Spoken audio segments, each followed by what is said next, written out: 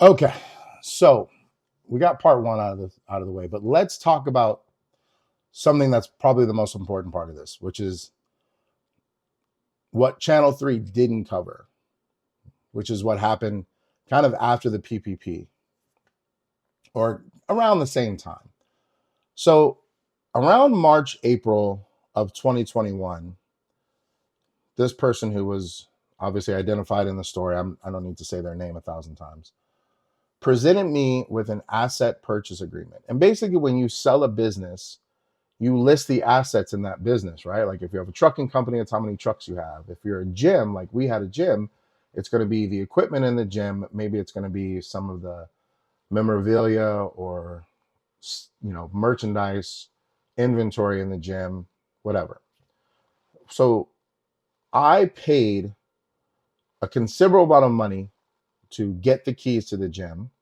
I went to the silent partner, had him sign the lease assignment to me, which made me responsible for all the decisions when it comes to paying the rent and the bills and the maintenance of the gym.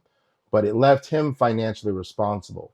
And what that basically means is at the time that they locked the doors of the gym, they owed over 100 grand in back rent. Don't ask me how that happens. Don't ask me how a landlord allows a tenant to rack up $100,000 in back rent. Now I knew that he owed some rent before, but I didn't know that he had racked up to 100 grand, which further goes to the evidence that this person was just taking money from the business and paying other bills and living his life. And I know this for a fact because I verified it when I was contacted by a lawyer in connection to another case that wasn't really connected to the gym and its operations. But I'll get back to that in a second. So, in this asset purchase agreement, basically it said, you're buying the gym, I'm selling you the gym. He's the seller, I'm the buyer. And I'm going to sell you these pieces of the gym. And in order to do that, I'm going to subtract from this amount that you owed me. Now, let me tell you, I billed him for money that I had paid to take care of the business to get it operational and flush. The APS bill, ADT, insurance, payroll, the rent, obviously.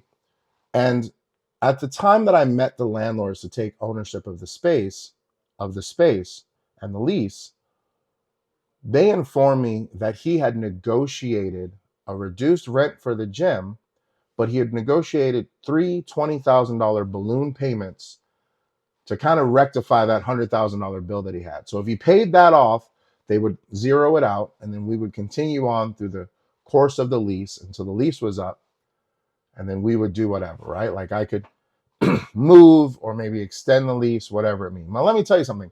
The space was 5,100 square feet, and I thought it was too big. It was just too big. The gym was huge. It was beautiful, but it was an old title gym. And if you guys know anything about title boxing gyms, they came and they went, and there's a reason for that. So part of the agreement when the lease was executed was I got all the equipment in the gym, which was great for me because it meant that all I had to do was move to a new location and set up my equipment. It would save me on costs and the setup of the new gym, but it was a win-win for me. But at the same time, I still had expenses and money that I had put out to get the gym back open. So in doing that, I had made an agreement with this person that he was going to pay me half of the next balloon payment, and he was going to pay me back the money that I had spent to pay the APS bills and the Cox bills and this and that. Needless to say, he didn't. I sent him an invoice for $11,000, and then months later, I sent him another invoice for I think like $24,000-$25,000 because that's what I had spent, and that doesn't even include that balloon payment. Okay, so there's another $20,000 on top of that. But I just wanted the 25 grand so I could put that in the bank and continue to run the gym the way it was supposed to be run. So he sends me this asset purchase agreement, and he tries to sell me parts of the gym, which doesn't make any sense because number one, you're not the leaseholder. Someone else was, and I already had the gym assigned to me. You didn't really own any equipment because you were locked out of the gym, and you really didn't pay to get back in the gym. So everything in the gym belonged to the landlord or me. So you don't have rights to any of it. You would have asked nicely or lived up to your end of the bargain. I'd have been happy to work with you, but you didn't do either one of those. So I'm like, dude, I'm not signing this piece of shit. redlined it, showed it to my lawyer, sent it back. His response was, I read your notes on the agreement. I don't agree with any of it. I don't do business that way. It's nothing that we had talked about. But we hadn't talked in almost really a year. At the whole time that this PPP fraud was going on and he was doing all this stuff behind my back, I was actually living in his guest house.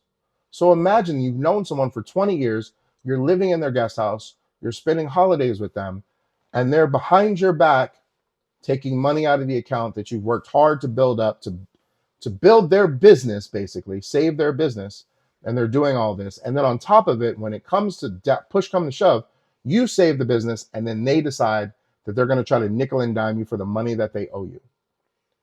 And then after all of this, I find out about the PPP. So the cherry on top is around June or July, August of 2021. I got into a legal situation with a trainer that worked at the gym. And during that legal situation, this person presented documentation that he received from the old owner of the gym, which was an asset purchase agreement. So what this person did was they went back and took the asset purchase agreement that I did not sign, doctored it, changed some dates, changed some language, and then forged my signature. And when I tell you it's in clear forgery, it's a forgery. I had this signature sent to a signature expert and they documented it, that it is a forgery without a doubt. So I had to start this whole process again of contacting the SBA, contacting local PD, filing a report, all of this stuff, which really is all for naught because they did absolutely nothing. But I needed to have it on record. So aside for the PPP, now we have forgery and identity theft and fraud. I mean, the conversations I had with the SBA and federal law enforcement just gave me a list of infractions that was an arm length long. Now, needless to say, I've had no contact with this person, but I was contacted in early 2022 by a lawyer that represented a Chinese firm that sold masks.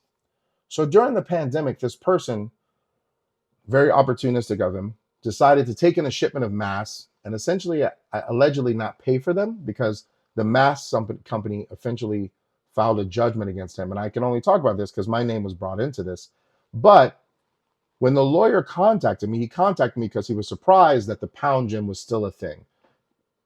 There were some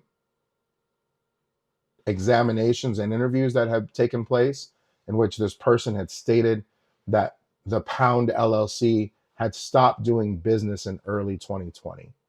Now, I'm not going to tell you how important timelines are, but when you're a liar and you lie badly, your fucking stories need to line up, and the stories don't line up, and we all have the receipts of it.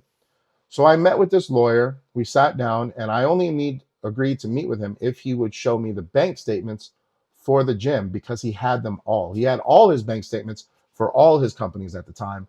I just wanted to see the gyms. And when I looked at the gym's bank statements, guess what I saw?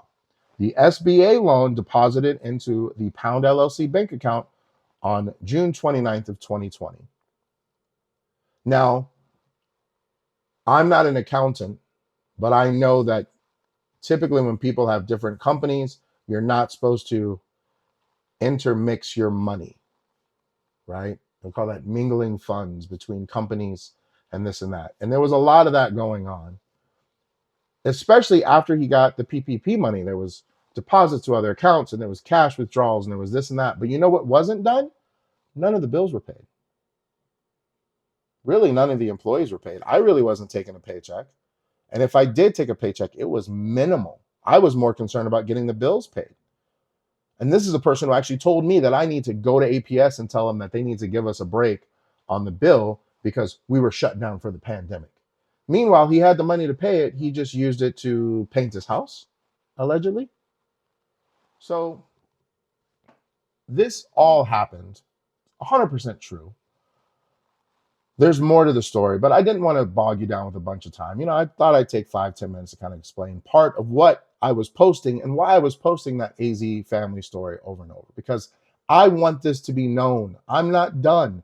I've been silent. I've been passive about it, and I'm not. I put the passive away and we're going straight to aggressive. If you've done me wrong in the last couple of years, I'm coming for you. So be prepared.